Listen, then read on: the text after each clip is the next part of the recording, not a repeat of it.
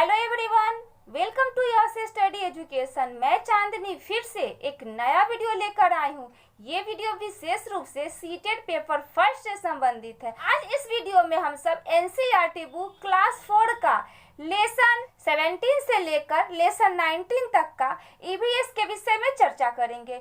इससे पहले हम लोग क्लास 3 का ईवीएस का टोटल लेसन तथा क्लास 4 का ईवीएस का लेसन 1 से लेकर लेसन 16 तक का कंप्लीट कर चुके हैं। अगर आपने यह वीडियो नहीं देखा है और आप अगर इसे देखना चाहते हैं तो डिस्क्रिप्शन बॉक्स में उसका लिंक दिया हुआ है, वहां से भी आप देख सकते हैं।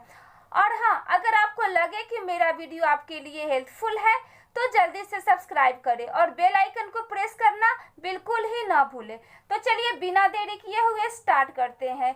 एनसीईआरटी बुक से लिया गया 17 चैप्टर है नंदिता मुंबई में।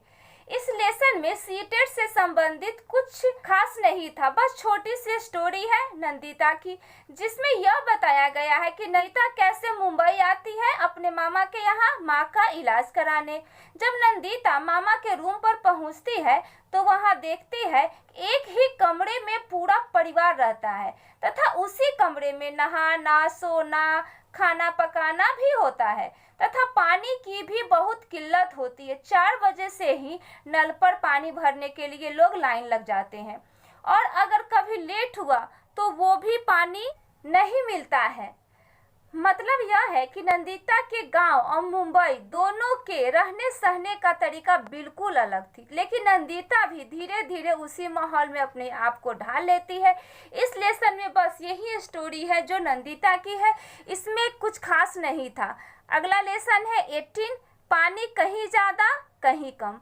इस लेसन में पानी के बारे में दिया गया है कि कैसे पानी कहीं पर ज्यादा होती है, कहीं पीने के लिए भी लोग गंदे पानी की जगह केवल कोल्ड ड्रिंक का ही इस्तेमाल करते हैं, तो कहीं एक बड़ा सा वाटर पार्क है जहां पानी के बड़े बड़े फव्वारे चल रहे हैं, बड़े बड़े तालाब है और फिसल पट्टी पर बच्चे बैठकर तालाब में जा गिरते हैं और पानी का आनंद लेते हैं। यही सब बातें इस लेसन में बताई गई है।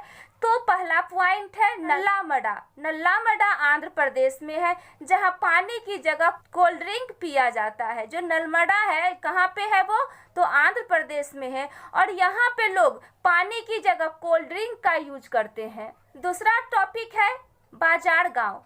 यह महाराष्ट्र में है जहां एक बड़ा सा वाटर पार्क है। बाजार गांव जो महाराष्ट्र में है वहां बहुत बड़ा वाटर पार्क है जहां पे बहुत सारे बच्चे उस वाटर पार्क में जाते हैं और पानी का आनंद लेते हैं। पॉइंट है कफ परेड। कफ परेड कहाँ है, तो यह मुंबई में है। इसके इलाके में पीने का पानी पाइप से आता है। जो कफ परेड है वहाँ पे जो पीने का पानी आता है वो पाइप से आता है। उसके बाद में अगला पॉइंट है गंदे पानी पीने से क्या क्या बीमारी होती है, तो दस्त होती है, उल्टी होती है, पेट दर्द, पेशाब में पीलापन, बुखार, शरीर में पीलापन और हैजे। ये सारे जो भी पॉइंट है इस पॉइंट को एक बार ध्यान से देख लीजिएगा कि गंदे पानी पीने से दस्त होगी। एग्जाम में आपको यही सारे ऑप्शन रहेंगे और उसमें 1-2 अलग से भी ऑप्शन दे दिए जाएंगे। हो सकता है कि इसमें से 3 ऑप्शन दे दिए जाए और 1 ऑप्शन अलग से दे दिए जाए, तो उसमें कहा जाए कि आपको गलत ऑप्शन को छांटना है। या फिर ऐसा भी पूछा जा सकता है कि इसमें से कोई 1 पॉइंट दे दिया जाए और 3 अलग से कोई पॉइंट दे दिया जाए और कहा जाए कि इसमें से सही को छांटना है। तो ध्यान दीजिएगा कि गंदे पानी पीने से क्या क्या होता है। होलगुंडी गांव यह कर्नाटक में है, तो यहाँ ध्यान दीजिए कि नल्लामड़ा गांव कहाँ है, तो वो आंध्र प्रदेश में है। बाजार गांव महाराष्ट्र में है। कफ परेड मुंबई में है और होलगुंडी गांव जो है वो कर्नाटक में है। इसके बाद में नेक्स्ट टॉपिक है माँ संघ। होलगुंडी गांव के पंचायत में बड़ों के साथ बच्चे भी भाग लेते हैं। बच्चों के इसी पंचायत को भीमा संघ कहा जाता है। ये इम्पोर्टेंट है, इस टॉपिक को बहुत ही ध्यान से देखिएगा। जो भीमा संघ है बहुत ही इम्पोर्टेंट है। भीमा संघ बच्चों की पंचायत को भीमा संघ कहा जाता है, जिसमें बड़ों के साथ बच्चे भी भाग लेते हैं। तो जो बच्चों की पंचायत होती है उसी पंचायत को भीमा संघ कहा जाता है। तो इस पंचायत में एक बहुत बड़ी स्टोरी है। कर्नाटक के होलगुंडी गांव में पानी की बहुत ही कमी थी। बारिश के दिनों में वहां कुआं में पानी रहता था, लेकिन 3 साल से वहां पानी नहीं हुआ और सूखा पड़ गया। गांव की पंचायत बहुत परेशान थी। तो यही जो बच्चों की पंचायत थी यानी कि भीमा संघ ने पता लगाया कि पहले इसी गांव में पानी की कमी नहीं थी और अब क्या कारण है कि पानी की कमी हो जाती है। पहले भी तो हमेशा बारिश नहीं होती थी और अब भी बारिश नहीं हो रही, तो क्या कारण है कि अब पानी की कमी हो जा रही है।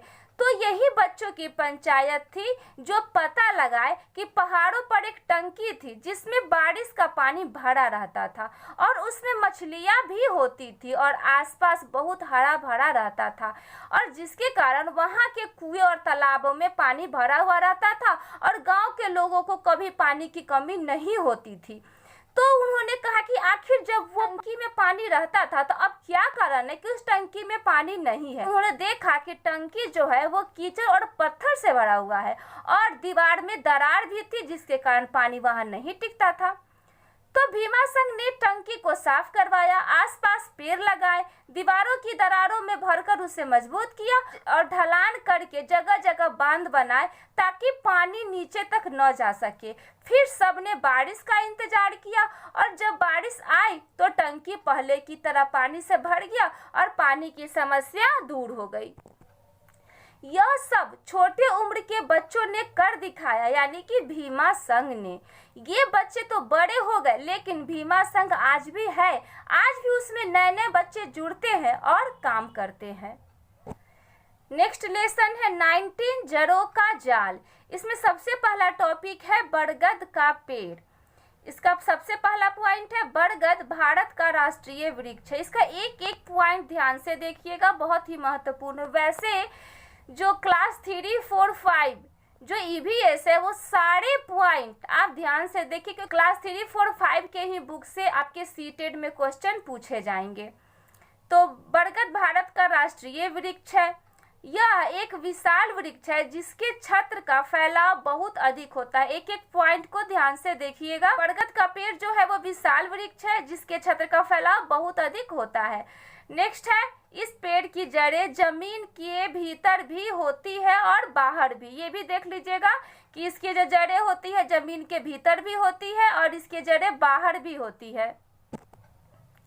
बाहर वाली जड़ें शाखाओं से निकलती है जिन्हें स्तंभ या स्तंभ जड़ कहा जाता है। ये भी देख लीजिएगा, ऑप्शन में कुछ भी दे सकता है। तो जब तक आप ध्यान से नहीं देखिएगा तब तक आपको ऑप्शन छांटने में काफी कठिनाई होगी। तो इसलिए सबसे महत्वपूर्ण है कि आप एक एक पॉइंट को एकदम ध्यान से देखें कि बाहर वाली जड़ें शाखाओं से निकलती है। हो सकता है यहाँ पे दे दे कि अंदर वाली जड़ें शाखाओं से निकलती है, लेकिन आप ध्यान दीजिएगा ये जड़ें खंभों की तरह पेड़ को सहायता प्रदान करती है।